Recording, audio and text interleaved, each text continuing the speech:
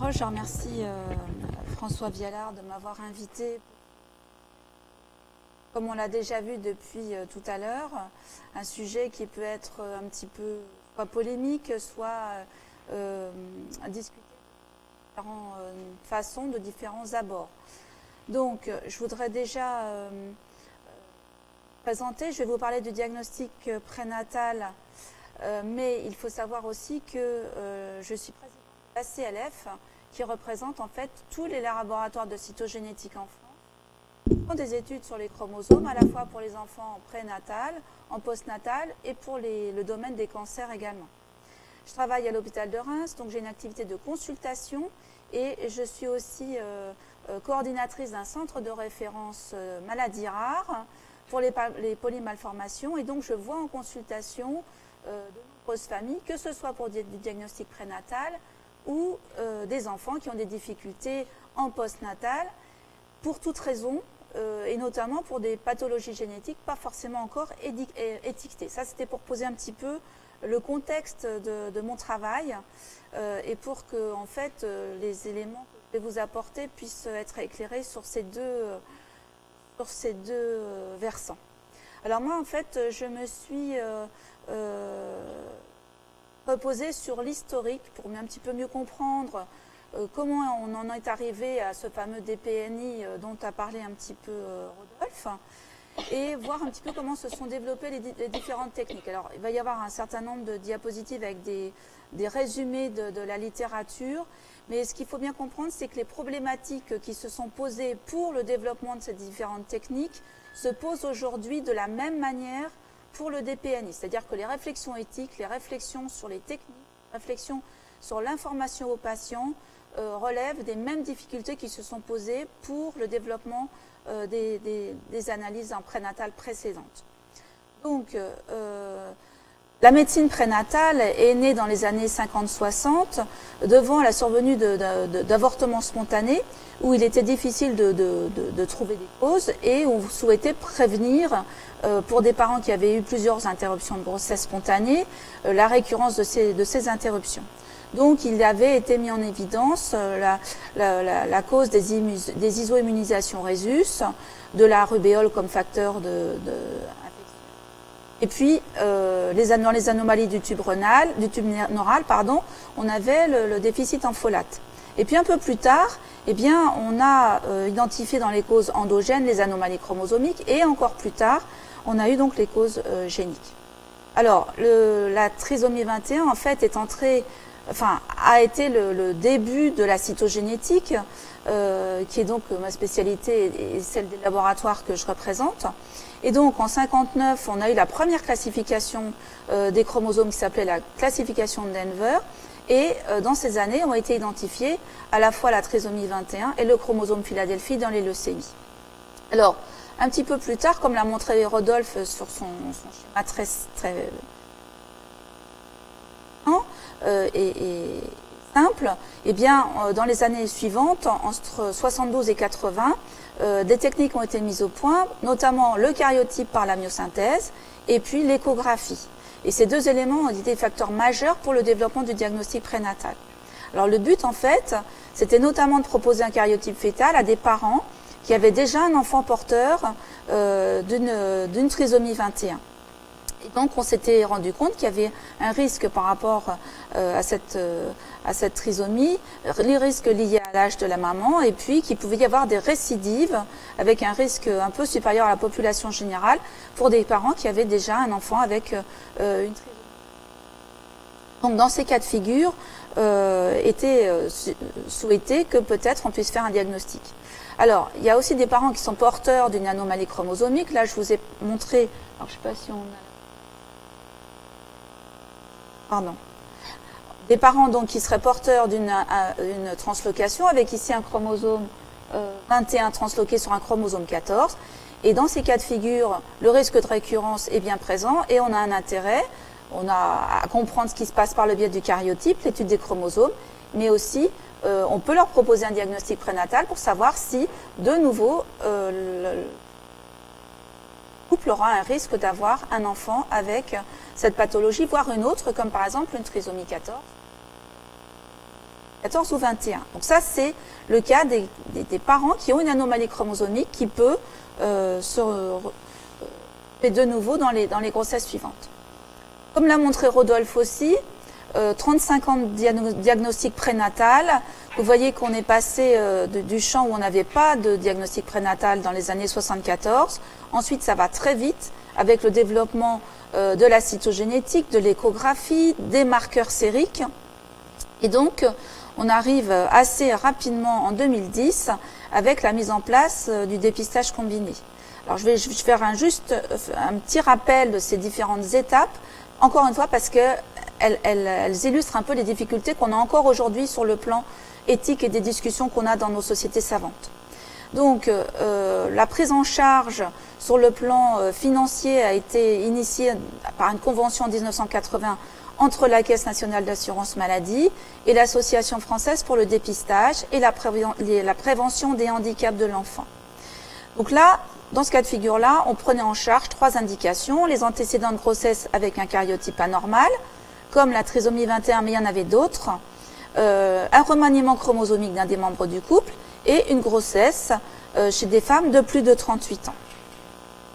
Ensuite, le financement a été développé et on a créé des centres qui s'appelaient des crébiopes qui rassemblaient des généticiens, des obstétriciens, des biologistes et qui assuraient en fait la surveillance, l'organisation et la prise en charge du dépistage et du diagnostic prénatal.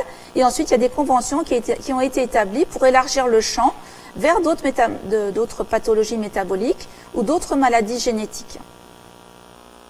Et puis, dans les années 80-91, sont arrivés le développement de la technique de la villosité choriale qui permettait d'accéder à un diagnostic plus précoce dans la grossesse et qui donnait accès à de l'ADN fœtal en grande quantité permettant le diagnostic de maladies génétiques autres donc que la trisomie 21. Et donc, le diagnostic prénatal s'est développé un petit peu plus, avec toujours une démarche volontaire des parents. Il n'y a aucune obligation. La démarche se fait par l'intermédiaire d'une consultation de conseil génétique, avec le choix de la technique adaptée si cela est nécessaire. Et ainsi, on est arrivé vers les années 91. Les comités d'éthique se sont mis en place en 1988 et réfléchissaient à différents éléments tels que le diagnostic moléculaire, le diagnostic prénatal des maladies d'apparition tardive, le diagnostic échographique, la photopathologie, avec l'étude des embryons des enfants présentant des malformations ou des fœtus avec des malformations. Et ces comités comportaient ou comportent des généticiens, des obstétriciens, des juristes, etc. Et donc, ces comités ont fait des rapports et se sont réunis et se réunissent encore sur ces différents pour encadrer donc la pratique de ce diagnostic prénatal. Et puis, aux 3 indications préalablement citées, 5 indications sont venues s'ajouter, telles que le diagnostic de sexe fœtal, bien encadré en cas de maladie liée au sexe, et puis les signes d'appel échographique, dans lesquels on retrouvait les retards de croissance intra-utérin qui sont fréquents, les modifications de la quantité de liquide amniotique et les associations malformatives fœtales qui vont être la cause parfois d'autres pathologies, bien entendu que la trisomie 21, il y en a de nombreux autres, comme l'a montré aussi. Dans tous ces cas de figure, on a recours à une consultation de conseil génétique, à un consentement signé des parents lorsqu'ils souhaitent que l'on poursuive les examens de diagnostic prénatal. Encore une fois, rien n'est obligatoire. Ensuite est arrivée la loi de 1994 qui précisait le fonctionnement de ce diagnostic et où on faisait apparaître la notion d'une affection d'une particulière gravité incurable au moment du diagnostic. Et cette notion reste une notion difficile parce qu'elle est de ressenti, entre guillemets, un peu différent d'un parent à l'autre, d'une famille à l'autre, d'un praticien à l'autre. Donc tous ces éléments sont toujours discutés. Dans le cadre de cette loi, l'interruption volontaire de grossesse comporte également une information et donnait la particularité de pouvoir être pratiquée à toute époque ce qui la différenciait d'autres pays où l'interruption ne pouvait se développer au-delà d'un certain stade dans la grossesse. En 1997, les centres pluridisciplinaires CPDPN sont mis en place et ces centres sont là un petit peu pour analyser les différentes demandes dans le cadre du diagnostic prénatal et les demandes d'interruption sont analysées ainsi que les demandes d'examen et c'est par le biais de ces centres qu'ont notamment été régulées l'organisation et la guidance, on va dire, de la mesure de la clarté nucale au premier trimestre de la grossesse pour dépister la trisomie 21, mais aussi d'autres pathologies. Et puis viennent les marqueurs sériques. Alors les marqueurs sériques, on en reconnaît l'intérêt dès 1995, mais à cette époque, eh bien, on a déjà en fait des interrogations. Par exemple, on s'interroge, on se dit, bon, on a une situation ubuesque où l'on est tenu de proposer un examen gratuit, puisqu'il était gratuit à partir du moment où l'intérêt avait été reconnu. Mais en cas de mauvais résultat, un examen très coûteux était proposé et lui n'était pas remboursé. Et donc, tous ces éléments ont montré qu'il y avait une disparité d'accès à ces différents tests, et c'est toujours le cas, notamment pour le DPNI aujourd'hui. Alors, ça ne l'est plus pour les marqueurs, mais c'était le cas dans le développement de ces différents marqueurs. Donc, en 1995, un décret sort et la modification des marqueurs sériques entre comme la 6e indication pour le karyotype et l'étude des chromosomes chez le fœtus. Ensuite, en 1999, eh bien, la période probatoire de 2 ans qui était donnée pour ces marqueurs va être prolongée. Et donc, on se rend compte à ce moment-là eh bien, que de nombreuses patientes vont bénéficier de ce test, mais qu'il y a un problème d'information, c'est-à-dire que on a du mal à trouver les 20 minutes pour expliquer aux femmes quel est le but de ce test. C'est un test de dépistage, il faut l'expliquer et il n'y a pas suffisamment de généticiens pour faire ces consultations. Les médecins généralistes ne se sentent pas complètement impliqués dans ces explications et en fait, on retrouve aussi ce problème aujourd'hui pour les tests de DPNI, pour les consultations. Alors, un petit peu plus tard, le Comité national d'éthique refuse le principe de dépistage de masse proposé alors par certains pour les marqueurs et on voit que cette question se repose pour le DPNI. Alors, je vais passer sur le diagnostic préimplantatoire qui va donc être possible après les années 98. On parlera peut-être dans les questions. Et puis ensuite, depuis 2009, le dépistage prénatal de la trisomie 21 repose notamment sur le dépistage combiné du premier trimestre, avec la mesure de la clarté nucale qui est bien encadrée pour l'échographie, le dosage des marqueurs sériques, l'âge maternel et le seuil est de 1 sur 250. Au-delà de ce seuil, pour les marqueurs sériques, on va proposer un karyotype fœtal. Les femmes, encore une fois, les couples peuvent parfaitement refuser le geste invasif pour le karyotype fœtal et peuvent refuser également le dépistage de la trisomie 21. Le risque fœtal, il est très faible, il a été réévalué et il est de l'ordre de 0,1% d'après les nouvelles données de la littérature.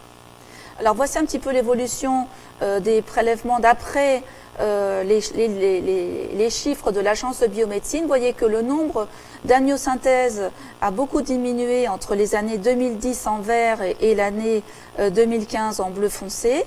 Le nombre de karyotypes fœtaux a beaucoup diminué également par le biais de l'installation de ces différentes techniques de dépistage. Et puis, en revanche, pour les biopsies de villosité choriale au premier trimestre, cela reste relativement stable.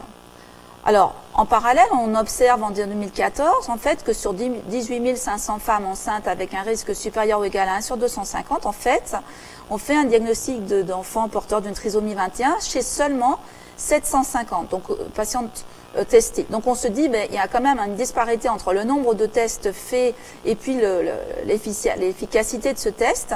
Et donc vient en fait la démonstration que le test dans le sang maternel, qui est le DPNI ou dépistage prénatal non invasif, pourrait être important.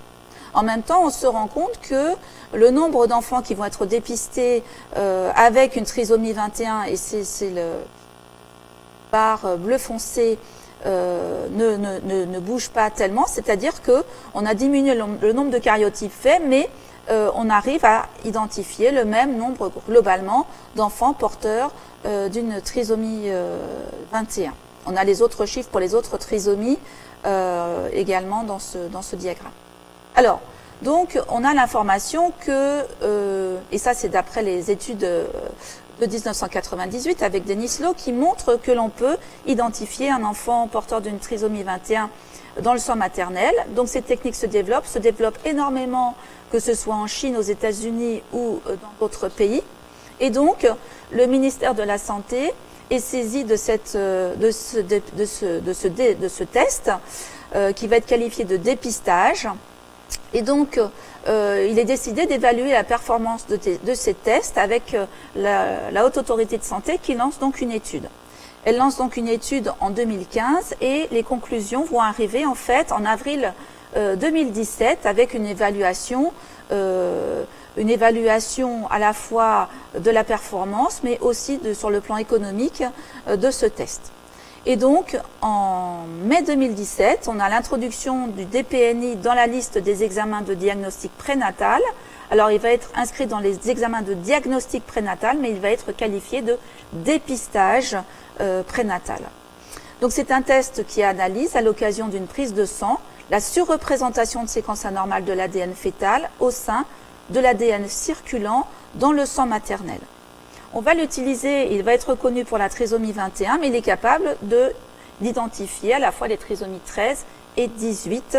Alors, les derniers arrêtés du ministère de la Santé sont sortis début 2018, à la fois pour définir quelles sont les compétences des praticiens qui vont faire ce test, et puis on attend encore un certain nombre de textes pour la mise en place de ce test laboratoire. Et l'HAS a donc émis des recommandations pour proposer ce test après un dépistage combiné du premier trimestre ou à défaut après les marqueurs sériques seuls au deuxième trimestre pour les femmes dont le niveau de risque estimé est compris entre 1 sur 1000 et 1 sur 51. C'est-à-dire qu'on ouvre le champ du dépistage, ce qui a posé un souci parce que ce test n'est pas remboursé par la Sécurité sociale. Donc on ouvre beaucoup le champ, mais on n'a pas obligatoirement de moyens de payer ce test.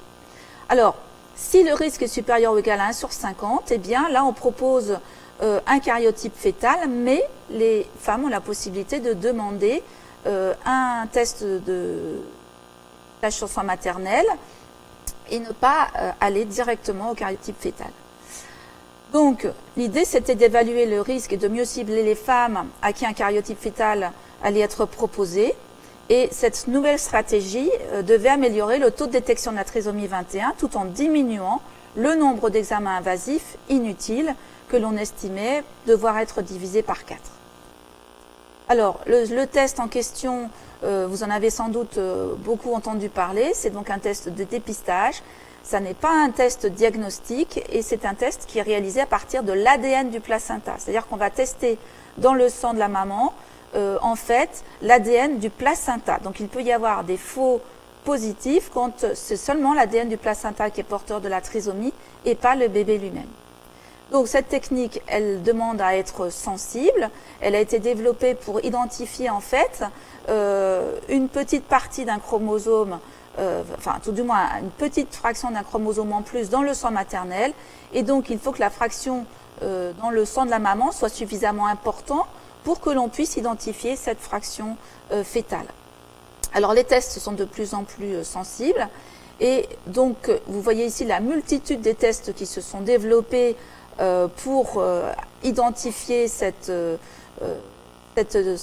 surreprésentation du chromosome 21 dans le sang maternel. Plusieurs sont dotés de tests pour faire cette analyse. Les laboratoires privés également, et qui avaient déjà été précurseurs pour ce test.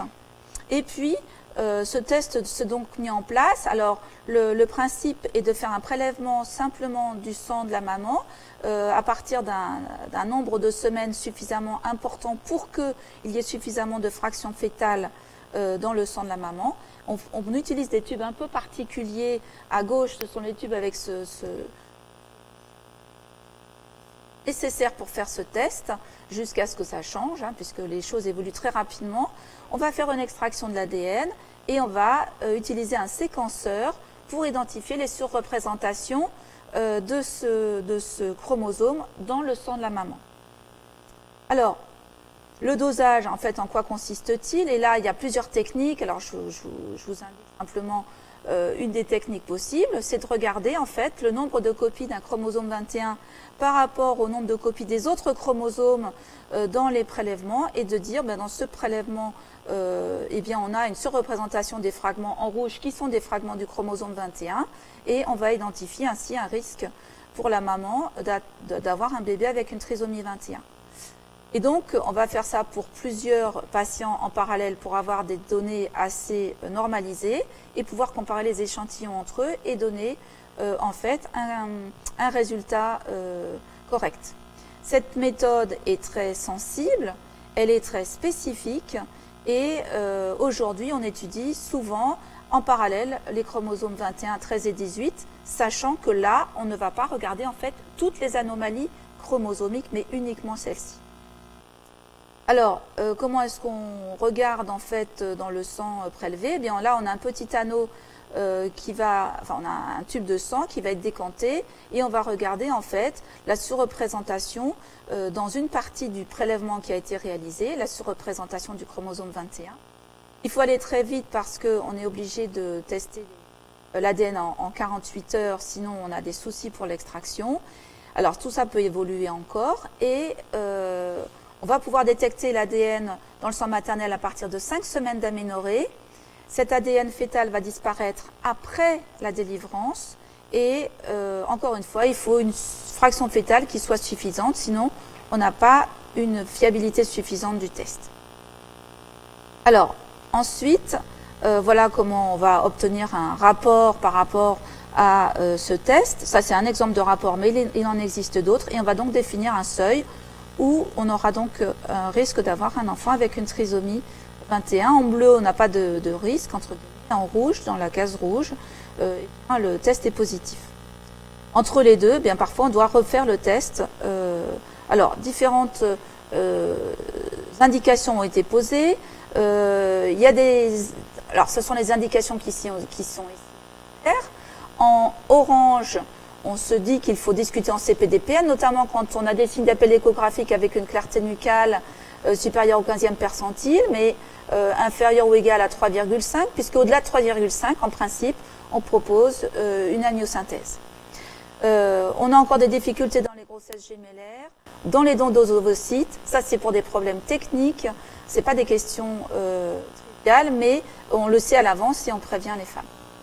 Alors, l'ACLF, l'Association des cytogénéticiens de langue française, a émis des recommandations complémentaires, notamment pour les parents qui ont déjà un enfant avec une trisomie 21, ou bien qui ont une anomalie chromosomique, ou bien pour toutes les patientes qui n'ont pu avoir le dépistage assez tôt et qui arrivent avec une grossesse déjà avancée et pour lesquelles, en fait, on peut proposer ce test qui est rapide et qui permet d'avoir une réponse rapidement.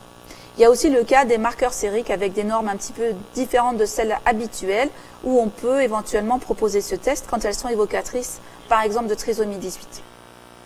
Alors, les limites et contraintes sont assez sont présentes.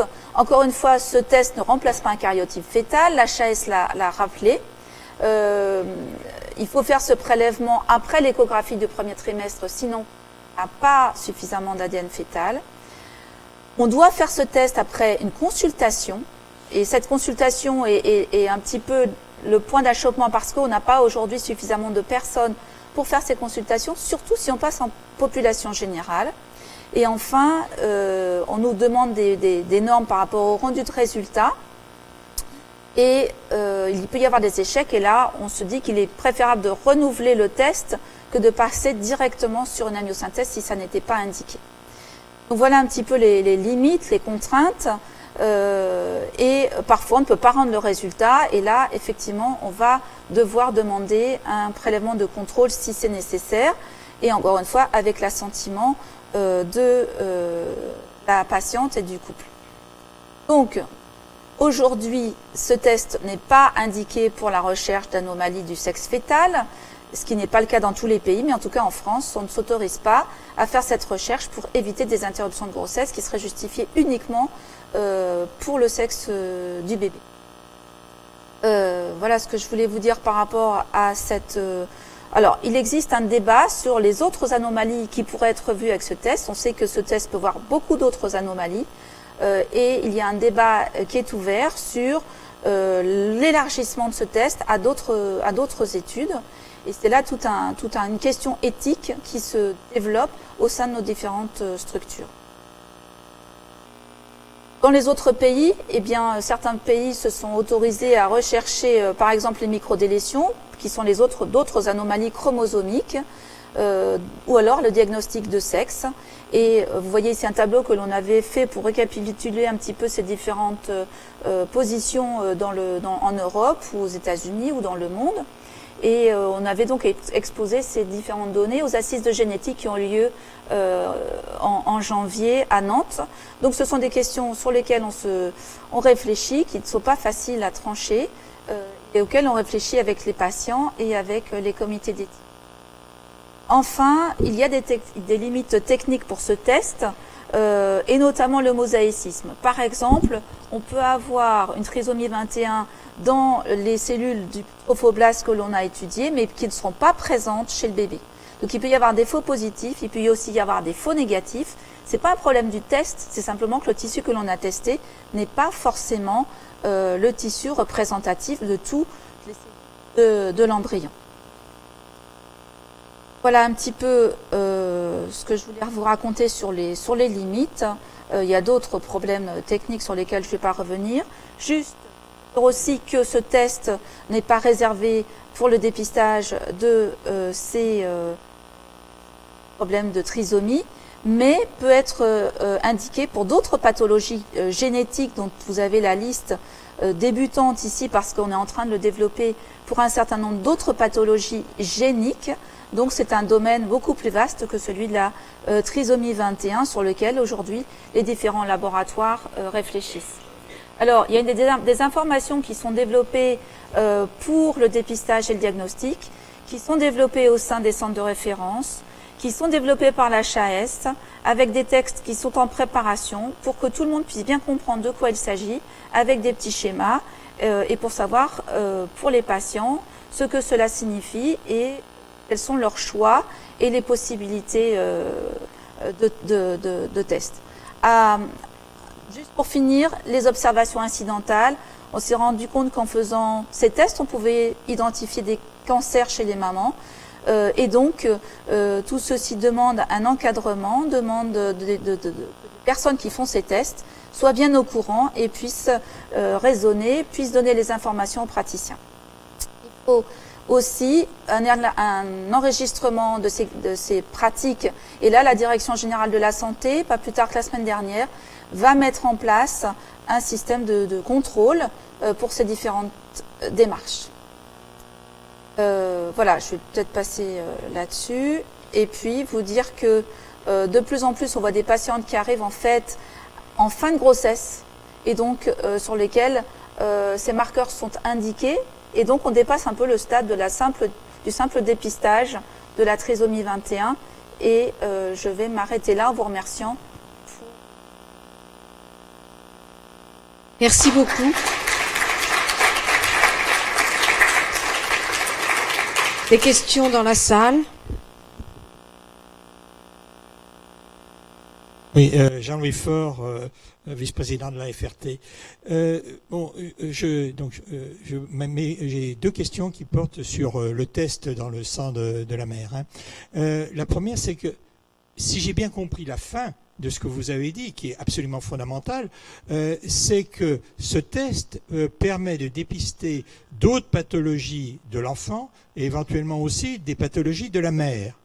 Bon, donc, autrement dit, ce n'est pas...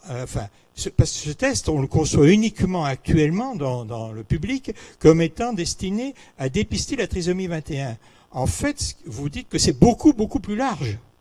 Bon, mais ça, il y a un discours alors là qui a changé complètement. Hein. Donc, je voudrais savoir là-dessus ce qu'il en est, mais c'est pas du tout le discours que l'on entend et qui est répandu. Bon, ça c'était ma première question.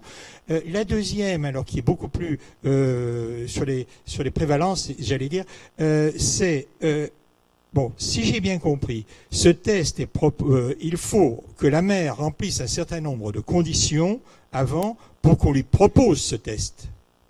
Bon. Alors, est-ce que l'on sait le pourcentage de personnes qui font ce test, qui acceptent ce test, par rapport à la population qui remplit les conditions?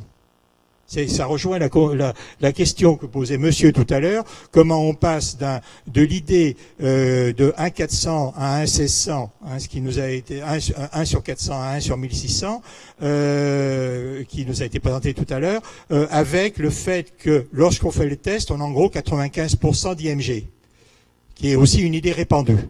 Donc j'aimerais bien que, voilà, vous répondiez sur ces deux points.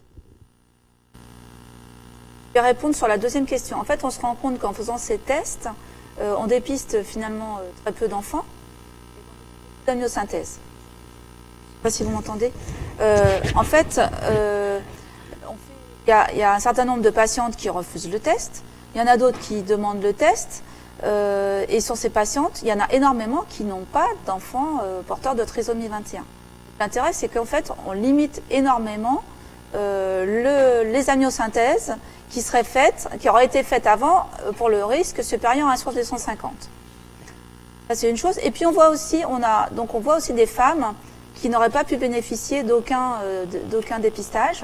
Et on voit, alors moi je peux vous parler des femmes qui arrivent avec des grossesses qui n'ont pas été suivies. C'est des femmes soit qui ont des conditions difficiles, voire des femmes migrantes, et qui ont donc un dépistage tardif et auquel on peut proposer ce test. Donc nous, dans notre quotidien, en fait, c'est dans ces conditions-là. Je ne sais pas si j'ai répondu à votre deuxième question.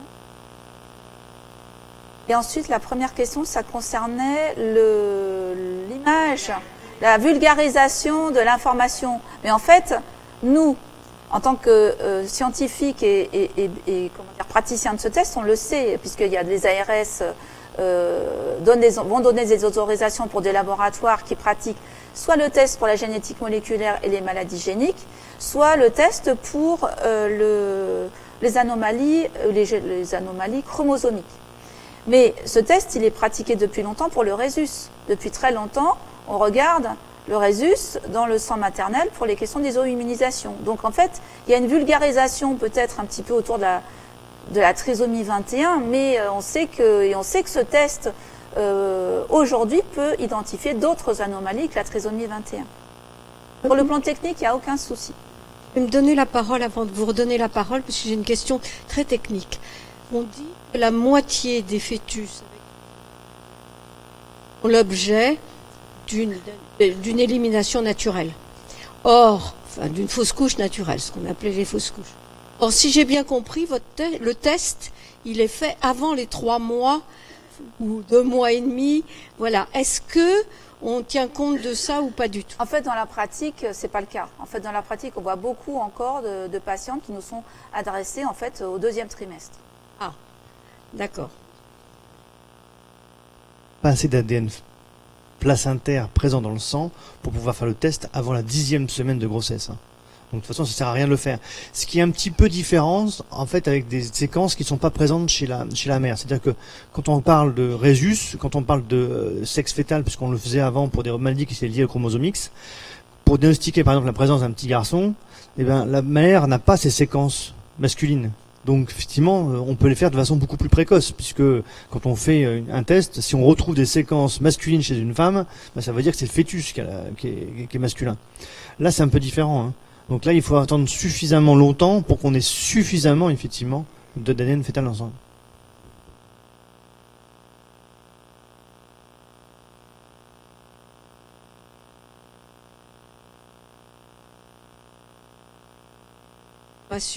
Extrêmement précise sur l'état des choses. J'ai quand même une autre question.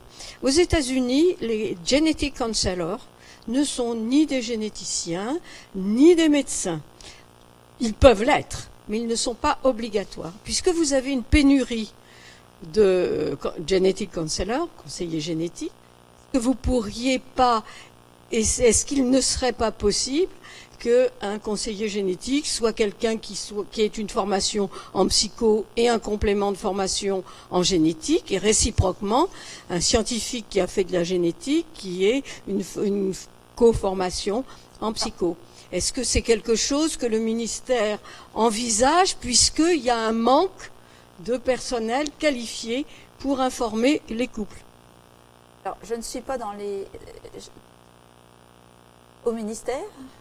Simplement, je travaille dans un hôpital et en fait, le point gauche de nos conseillers formés, il y en a beaucoup qui sont formés, qui sont parfaitement compétents pour expliquer. En revanche, ils n'ont pas le droit de prescrire.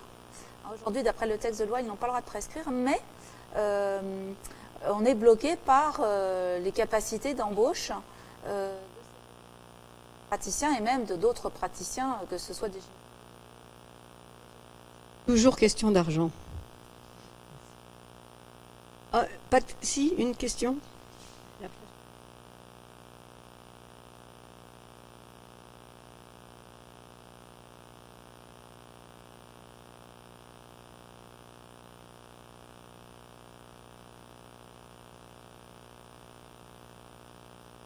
J'ai compris que ce test est normalement proposé que à certaines catégories de femmes enceintes. Or, moi, ce que j'entends autour de moi, c'est que c'est proposé de plus en plus à n'importe qui, mais en expliquant que c'est payant et qu'il suffit d'aller, il me semble, à l'hôpital américain, par exemple. Et...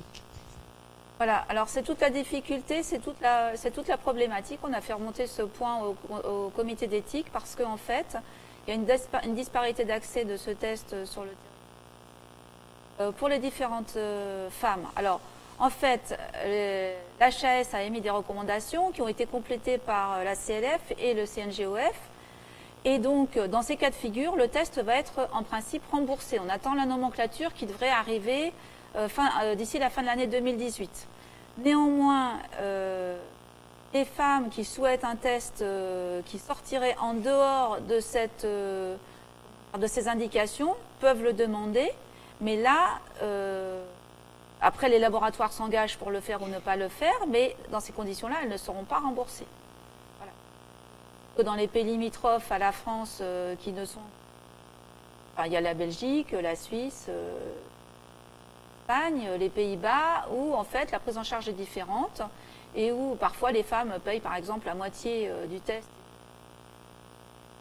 de la santé, l'autre moitié. Bref, il y a différents cas de figure où dans certains pays, en fait, ce sont toutes les femmes enceintes qui vont pouvoir avoir accès à ce test. Pour la France, pour l'instant, c'est un budget énorme et pour l'instant, c'est la raison pour laquelle il y a